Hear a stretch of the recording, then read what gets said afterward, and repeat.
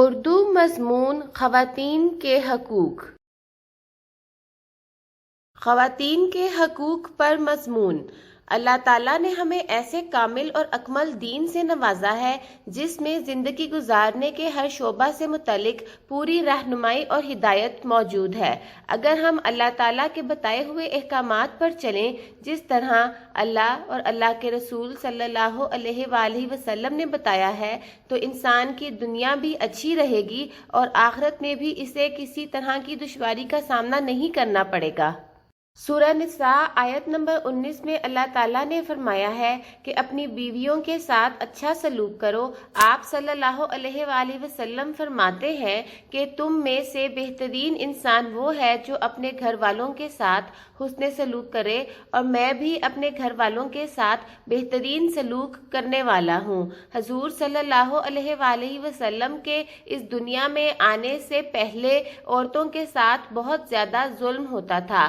جب بیٹیاں پیدا ہوتی تھیں تو انہیں زندہ دفنا دینے کا رواج تھا، لیکن جب حضور صلی اللہ علیہ وآلہ وسلم اس دنیا میں تشریف لائے تو اس رواج کو ختم کر دیا اور عورتوں کو اسلام میں اعلیٰ درجہ دیا اور لوگوں کو بھی ان کے حقوق کے بارے میں سمجھایا کہ بیٹی اللہ کی دی ہوئی وہ نعمت ہے جو اللہ اسی کے گھر میں دیتا ہے جس کا گھر اللہ کو پسند آتا ہے۔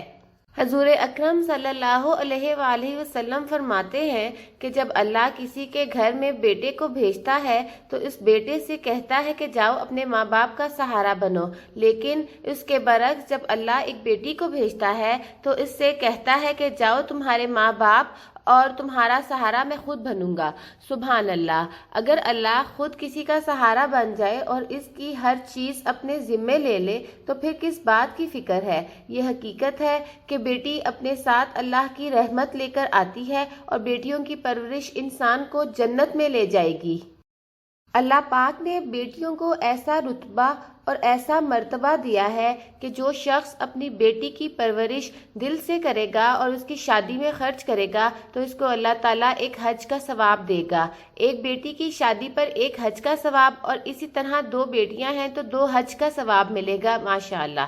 اللہ تبارک تعالیٰ نے عورتوں کا مقام اعلیٰ درجے پر رکھا ہے، لیکن آج کی اس دنیا میں انسان خواتین کو اہمیت نہیں دیتا اور ان کے حق کو ادا نہیں کرتا، پھر چاہے وہ ماں کا حق ہو، بیوی کا حق ہو یا پھر بہن کا حق ہو۔ انسان صرف اپنے فائدے کے بارے میں سوچ رہا ہے، لیکن عورت کے حق کو مارنے والا آخرت میں اللہ تعالیٰ کو حساب دے گا۔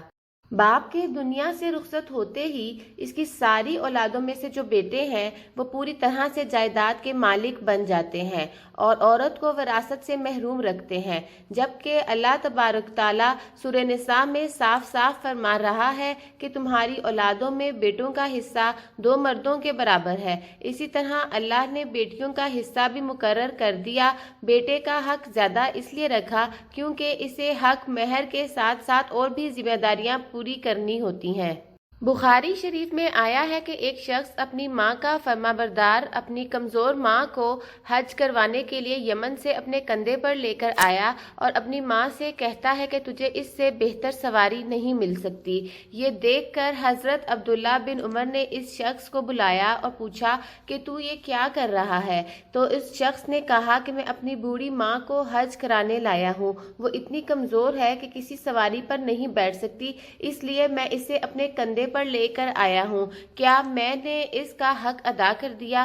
تو حضرت عبداللہ بن عمر رضی اللہ عنہ نے فرمایا کہ جب تو پیدا ہوا اور تیری ماں کو جو اس وقت درد ہوا، اس تکلیف کا تو نے ایک حصہ بھی ادا نہیں کیا۔ ماں کے کردار میں تو خدا نے عورت کا مقام اور بھی زیادہ اونچا رکھا کہ بیٹا اپنی پوری زندگی بھی اس کی خدمت میں لگا دے تو بھی ماں کا حق ادا نہیں کر سکتا۔ حضور صلی اللہ علیہ وآلہ وسلم سے کسی شخص نے پوچھا کہ سب سے بہتر اخلاق کا حقدار سب سے پہلے کون ہے؟ حضور صلی اللہ علیہ وآلہ وسلم بولے تیری ماں۔ انہوں نے پوچھا کہ اس کے بعد؟ حضور صلی اللہ علیہ وآلہ وسلم نے کہا تیری ماں۔ اس نے تیسری بار پوچھا، اس کے بعد بھی حضور صلی اللہ علیہ وآلہ وسلم نے پھر کہا تیری ماں ہے، اور اس کے بعد تیرا باپ ہے۔ گویا ماں کا درجہ اعلیٰ مقام پر رکھا گیا ہے۔ خاوند اور بیوی کے برابر کے حقوق ہیں۔ صرف ایک حق ہے جو مرد کا ہے، وہ ہے طلاق دینے کا۔ وہ اس لیے ہے کیونکہ مرد عورت کو حق مہر ادا کرتا ہے، اس لیے طلاق کا حق بھی مرد کو ہی دیا گیا۔ اگر عورت کو یہ حق دے دیا جاتا تو وہ حق مہر لینے کے بعد خاوند سے طلاق لے لیتی اور اسی کو اپنا پیشہ بنا لیتی۔ اسلام میں جو مرتبہ عورت کو دیا گیا ہے وہ شاید ہی کسی اور مذہب میں عورت کو دیا گیا ہو۔ اللہ نے عورت کو بہت ہی اونچا درجہ دیا ہے، اس لیے جو شخص اللہ سے محبت کرتا ہے وہ کبھی کسی عورت کو گری ہوئی نظروں سے نہیں دیکھے گا اور نہ ہی کسی بیٹی کو بوجھ سمجھے گا۔